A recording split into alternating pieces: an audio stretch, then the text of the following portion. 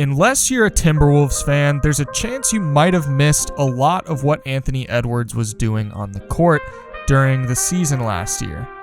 Sure, you might have seen his absolutely hilarious post-game interviews and some of his ridiculous poster dunks, but outside of that, you may be wondering what exactly Anthony Edwards brings to the table and just how high does his ceiling go.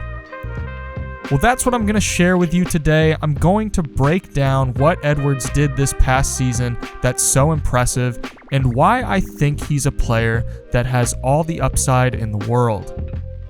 We're going to cover a lot in this video, so please be sure to stick around to the end so you don't miss anything. So, first things first, I want to share with you some of Anthony Edwards' physical traits, because I don't think a lot of people fully grasp and understand the ridiculous physical tools that this kid has at his disposal. The 20-year-old shooting guard is 6 feet 4 inches and 225 pounds. He's built like an absolute tank, but for some reason, he has some of the most impressive athleticism in the entire league. For a player to be built like a linebacker and still be capable of getting as high as he does is pretty mind-blowing.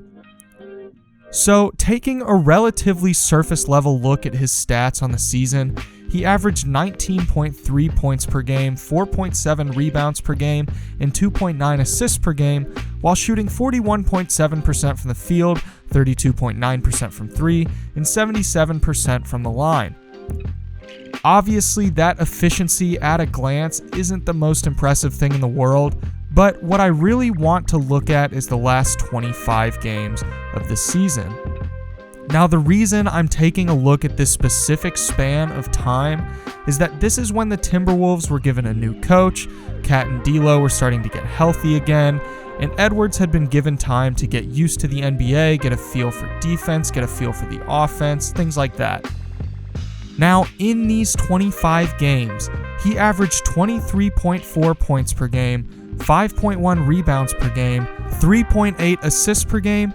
He shot 47.2% from the field, 36.2% from 3, and he recorded an impressive 59% true shooting percentage over this stretch of 25 games. He definitely got into a groove at this point in the season, and I really do think that the coaching change helped a lot. Looking at his three-point shooting percentage for the season, you may think that he's just some inefficient chucker, bad three-point shooter, etc. But he really is a talented scorer, and once he got time to get used to the NBA and dial things in a little bit, he proved that in a big way. The Timberwolves were legitimately trying to make a push for the play-in tournament instead of tanking, and they really wouldn't have been able to do that without his really impressive play during this last stretch of the season. Now, I want to look at some areas of the game where Edwards really shines. The first area, obviously, is his finishing ability, because that's where we've really been able to see him shine so far this season. At the rim, he shot 64.9%, which is a really solid finishing percentage for a rookie. Some additional context stats: Edwards was one of the best players in the entire NBA in getting to the rim rating, which is a score rating that evaluates a player's ability to get to the rim, leveraging the player's unassisted volume per 100 possessions, and the rate of unassisted shots at the rim. While he doesn't always have the most high-quality looks at the rim, he still remains one of the most talented finishers in the NBA, and he actually ranks in the top 7% in overall finishing talent, which is a rating that evaluates a player's ability to get to and finish at the rim. There's another area of Edwards' game which remains very intriguing, even though we haven't necessarily seen the potential reach fruition yet. He's a rookie, so keep that in mind as we get into this part of his game, because he still has plenty of room to grow, and we haven't seen the end of it yet. It's still developing and constantly changing. This area of his game that I'm alluding to is his ability to create his own shot from beyond the arc. He was in the top 3% of the entire league in three-point shot creation, which looks at the percentage of unassisted shots a player is creating for themselves from beyond the arc per 100 possessions. While the actual shot making isn't really there yet, he is heading into only his second year. Since he's already a reasonably solid free throw shooter, which is heavily indicative of future shooting success, it's safe to say that his three-point percentage has nowhere to go but up. The big thing for Edwards is going to be improving the quality of his shots. Right now, his shot selection leaves quite a bit to be desired, but this is what we see from a lot of rookies when they first come into the league. They need some time to get a feel for the game, and that just comes with time. I think it helps a lot that they finally got a new coach, someone who can help rein Edwards in a little bit and help him learn how to be a smart offensive player.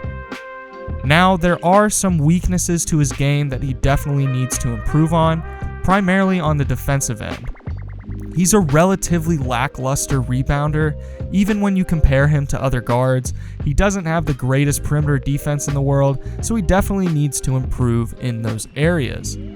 The fortunate thing here is that he has all the physical tools in the world to become a reliable defender, and a lot of defense just comes with a feel for the game, something that a lot of rookies don't have, especially a one-and-done player like Anthony Edwards. Lastly, I want to talk about some of the more intangible things that Edwards has going for him.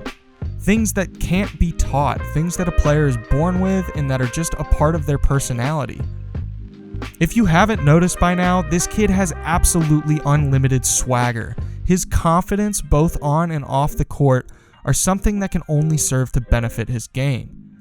Having fantastic skill is one thing, but having the confidence and mentality to pair with the skill is something that I'm sure any coach would love to have in a player.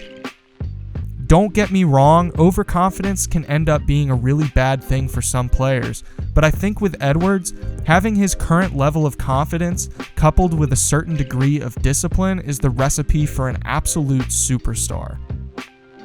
He has all the potential in the world to light it up for 25 points or more on any given night. His versatility as a scorer and his superior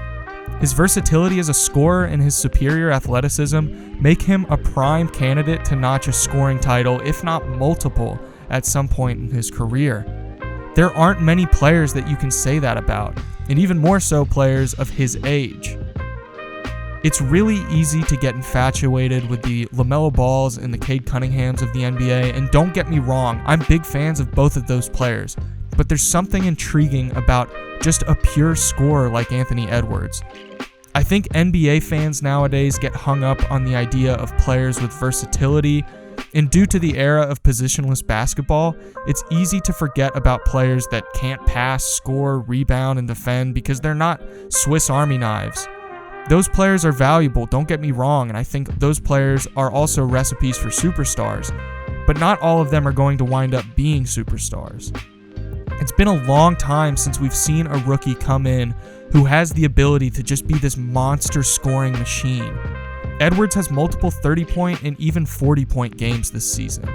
The blueprint is there, it's just a question of if he reaches that potential that I myself see as well as a lot of Timberwolves fans see.